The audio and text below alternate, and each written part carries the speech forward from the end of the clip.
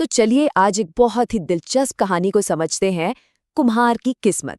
ये एक ऐसी कहानी है जो ईमानदारी, मेहनत और भाग्य के ताने बाने को बड़े ही खूबसूरत तरीके से बुनती है। और हाँ, ये हमें बिजनेस और कैरेक्टर यानी चरित्र के बारे में एक ऐसा सबक सिखाती है जो शायद कभी पुराना नहीं होगा। और कहानी की शुरुआत होती है एक बहुत ही गहरी सलाह के साथ। रामू की माँ कहती हैं, अगर मिट्टी तेरे हाथ में है तो किस्मत भी तू ही बना सकता है। सोचिए जरा, कितनी बड़ी बात कह दी गई है। ये लाइन एक तरह से पूरी कहानी का सार है। ये हमें बताती है कि कैसे हम अपनी किस्मत के मालिक खुद बन सकते हैं। तो कहानी हमें ले चलती है चंदनपुर नाम के एक गांव में। यहीं पर हमारी कहानी के दो मुख्य किरदार रहते हैं। एक तरफ है रामू, एक सीधा साधा कुम्हार, और दूसरी तरफ है भैरव सेठ, एक चालाक व्यापारी। और इन दोनों की जिंदगी मिट्टी और व्यापार के इर्द गिर्द ही घूमती है। अब देखिए, कहानी की शुरुआत में ही इन दोनों के बीच का फर्क एकदम साफ कर दिया जाता है। रामू वो इंसान है जिसके लिए मेहनत ही सब कुछ है, जिसका पसीना मिट्टी में मिलकर बर्तन बनाता है। वो बस इतना कमाता है कि गुजारा हो जाए। और दूसरी तरफ है भैरव सेठ, जिसके चेहरे पर हमेशा घमंड वाली मुस्कान रहती है। वो दूसरों की मेहनत पर अपनी तिजोरी भरता है। मतलब एक तरफ ईमानदारी और दूसरी तरफ सिर्फ और सिर्फ लालच। तो अपने परिवार के कहने पर रामू एक बहुत बड़ा और हिम्मत वाला फैसला लेता है। वो फैसला करता है कि अब और गुलामी नहीं करेगा, वो इस शोषण से आज़ाद होगा।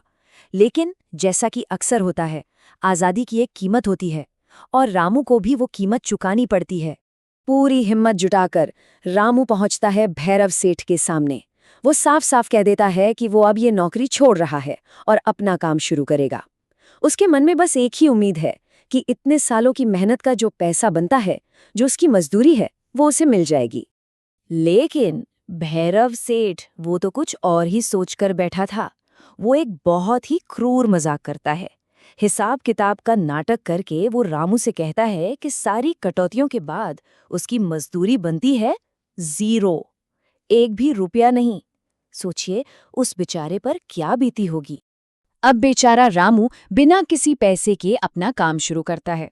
लेकिन जब वो अपने बनाए बर्तन लेकर बाजार पहुंचता है तो वहां उसे एक और झटका लगता है। लोग उसका मजाक उड़ाते हैं।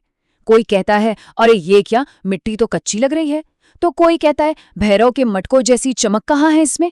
मतलब उसे चारों तरफ से सिर्फ मजाक और नाकामी ही मिलती है।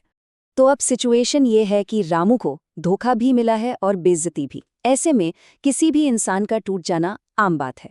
और यहीं पर रामू के असली चरित्र, उसके कैरेक्टर का टेस्ट होता है। सवाल ये है कि क्या इतनी मुश्किलों के बाद भी वो अपनी इंसानियत, अपनी अच्छाई को बचाए रख पाएगा। और कहानी हमें दिखाती है कि रामू इस परीक्षा में पास हो जाता है। 2 ऐसे मौके आते हैं।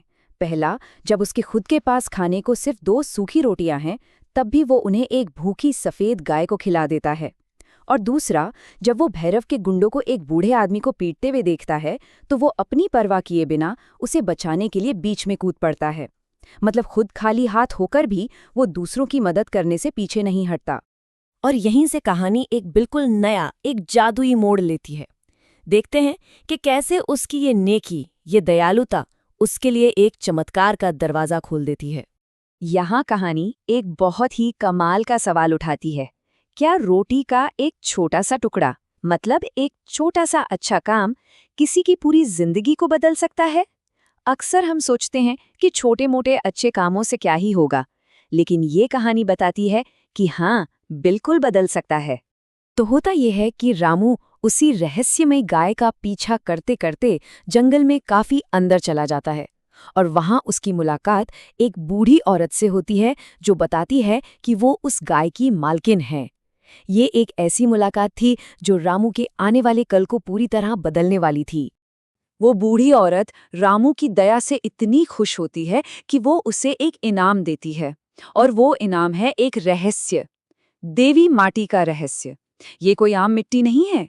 ये एक ऐसी पवित्र मिट्टी है जिसे पकाने के लिए आग की नहीं बल्कि आशीर्वाद की जरूरत होती है। इससे बने बर्तनों में एक दैवीय शक्ति होती है। और फिर वो बूढ़ी औरत वो बात कहती है जो इस कहानी का दिल है। वो कहती है, इंसान की नीयत ही उसका भाग्य बदलती है। तुमने जब कुछ नहीं था तब भी मेरी गौरी को रोटी का आखिरी टुकड़ा दिया। ध्यान दीजिए, ये इनाम रामू की मेहनत के लिए नहीं है, बल्कि उसकी नीयत, उसके अच्छे इरादे के लिए है। और बस यहीं से कहानी के आखिरी पड़ाव की शुरुआत होती है। एक ऐसा पड़ाव जहां पासा पूरी तरह से पलटने वाला है, जहां ईमानदारी और अच्छी क्वालिटी की जीत होने वाली है। तो अब रामू उस देवी माटी से बर्तन बनाता है, और नतीजा, उसके बर्तन भैरव सेठ के बर्तनों से कहीं ज्यादा हल्के, ज्यादा मजबूत और कहीं ज्यादा खूबसूरत हैं। और कीमत, जहां भैरव अपने बर्तन 20 रुपए में बेचता है, वहीं रामू अपने दिव्य बर्तन सिर्फ 5 रुपए में बेचता है। जाहिर है, पूरे बाजार का खेल ही बदल जाता है। असर इतना जबरदस्त होता है कि देखते ही देखते बाजार का 95% हिस्सा रामू के पास आ जाता है, और भैरव सेठ, वो सिर्फ 5% पर सिमट कर रह जाता है। सारे ग्राहक बेहतर क्वालिटी और सही दाम के लिए भैरव को छोड़कर रामू के पास भागने लगते हैं। अब जल भुनकर भैरव सेठ पहुंचता है रामू की नई और सफल दुकान पर, उससे लड़ने के लिए। लेकिन इस बार सीन पूरी तरह से पलट चुका है। अब पावर का बैलेंस रामू और उसके परिवार की तरफ है। और यहाँ कहानी का जो आखिरी और सबसे मजबूत संदेश है, वो रामू की पत्नी कोमल देती है। वो भैरव सेठ से कहती है, ईमानदारी की नींव पर बनी दुकान को कोई नहीं हिला सकता। आपकी दौलत आपकी ताकत है, पर हमारी ताकत हमारा काम है। क्या शानदार जवाब है! ये सिर्फ भैरव के लिए नहीं, बल्कि शोषण पर टिके हर सिस्टम के लिए एक जवाब है। तो आखिर में ये कहानी हम सबके लिए एक बहुत बड़ा सवाल छोड़ जाती है कि लंबे समय तक टिकने वाली असल सफलता की नींव क्या होती है। क्या वो चालाकी और चतुराई से मिलती है, या फिर अच्छे चरित्र और ईमानदारी से? सोचने वाली बात है।